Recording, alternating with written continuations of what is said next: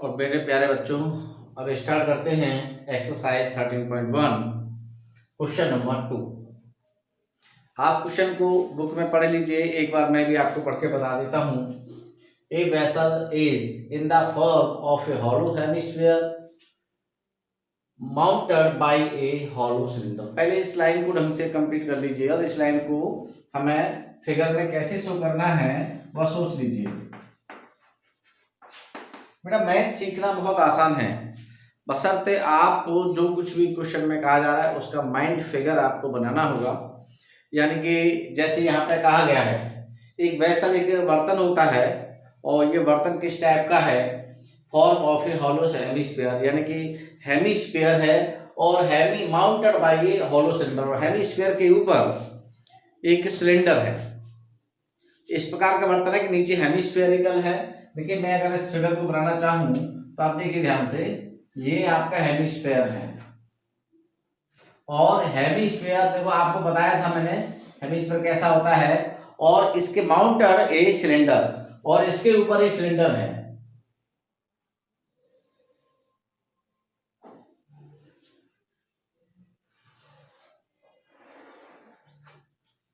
आप ध्यान से देख लीजिए, अब क्या क्या आ गया, the diameter of A hemisphere is 14 centimetre, और हेमिस्फीयर का जो डायमीटर है वही आपका सिलेंडर का भी डायमीटर होगा, क्योंकि देखो इसमें ये भी कहा गया है given the diameter of hemisphere, इसको कहते हैं हम दे रखा है 14 सेंटीमीटर, या फिर आप कह सकते हो कि 2r is equal to 14 centimetre कह सकते हो, और r is equal to 7 centimetre. r का मतलब देखो बेटा, अगर ये r की बात करो तो इसमें दो तरह की r हैं, देखो ध्यान से।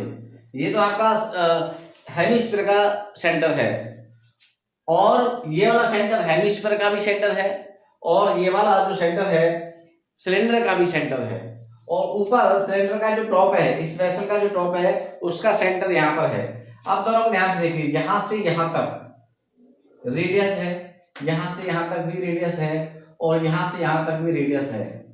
अर्थात जो हमारा हेमिस्फेरिकल पार्ट है, नीचे वाला हिस्सा, उसकी हाइट भी रेडियस के इक्वल ही होगी। अर्थात ये 7 सेंटीमीटर हो गया, और ये भी आपका 7 सेंटीमीटर, यहाँ से यहाँ तक, यहाँ से यहाँ तक भी, यहाँ से यहाँ तक भी 7 सेंटीमीटर हो गया, और यहाँ से यहाँ तक भी 7 सेंटीमीटर हो गया। उसके बाद उसमें ये भी कहा है and total height of vessel is 30 centimetre. It means, आप देखिए ध्यान से, मैं यहाँ से इस लाइन के इक्वल एक लाइन ड्रॉ कर लेता हूँ इस तरह से, और ये जो बेस है इसके ऐसे करके ये जमीन पर रखा हुआ है ऐसे मान लेते हैं, तो मैं इसको जमीन बना देता हूँ, ऐसे ग्राउंड बना देता हूँ, और इस ग्राउंड से इसकी हाइट को देखा जाए तो उसने कहा है 13 सेंटीमीटर, तो मैं इसे 30 सेंटीमीटर मान लेता हूँ। इस 30 सेंटीमीटर में स्फेरिकल जो पार्ट है, स्फेरिकल पार्ट, हेमिस्फेरिकल पार्ट की जो हाइट है, हेमिस्फेरिकल पार्ट की जो हाइट है वो 7 सेंटीमीटर है।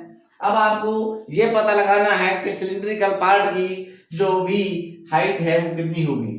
ये सिलिंड्रिकल पार्ट की हाइट है, यहां से लेकर के यहां तक, आप ध्यान से समझें, यहां से लेकर के यहां तक सिलिंड्रिकल पार्ट की हाइट है, और ये कितनी हो जाएगी आप खुद समझ गए होंगे। जब 13 में से 7 सेंटीमीटर की हाइट हेमिस्फेरिकल पार्ट की है, तो ये आपकी जो बची है ये 6 सेंटीमीटर बचेगी। 6 + 7 13 ही होता है, तो आप समझ गए होंगे। तो हम लिख सकते हैं the height of cylindrical part is equal to 13 - 7 centimetre, और h is equal to 6 centimetre. R को आर भी पता चल गई, ये जो आर है दोनों पार्ट के लिए है। तो अब आप करना क्या है, आपको टीएसए निकालना है। क्वेश्चन में ये कहा गया है find the inner surface area of the vessel, तो हम लिखते हैं inner surface area of the vessel. तो आप देखिए उसके लिए हमने आपको बताया था CSA of cylindrical part plus CSA of hemispherical part, CSA of cylindrical part plus CSA of hemispherical part. अब क्या करेंगे, इसे हम टोटल सरफेस एरिया कह रहे हैं, सरफेस एरिया कह रहे हैं, एक ही बात होती है। तो ये CSA ऑफ सिलिंड्रिकल पार्ट क्या होता है, 2 पाई RH होता है, plus CSA of hemispherical part क्या होता है, 2 पाई R² होता है। आप यहाँ पे ये काम कर सकते हैं कि 2 पाई R यहाँ पे भी है, 2 पाई R यहाँ पे भी है। कैलकुलेशन को और ज्यादा इजी करने के लिए 2 पाई R हम कॉमन लेते हैं, तो H प्लस R यहाँ से बचेगा, 2 मल्टीप्लाई 22/7 करते हैं, मल्टीप्लाई 7 यहाँ करेंगे, H की वैल्यू 6 है, प्लस ये आपका 7 हो जाएगा। और अब मैं इसे यहाँ सॉल्व कर देता हूं, तो TSA इज इक्वल टू क्या हो जाएगा, देखिए ये 7 से वाला 7 कट जाएगा, 22 मल्टीप्लाई 2 44 हो जाएगा, मल्टीप्लाई 7 प्लस 6 आपका 13 हो जाएगा। और जब हम इन दोनों का मल्टीप्लाई करेंगे तो 572 आ जाएगा सेंटीमीटर स्क्वायर आंसर।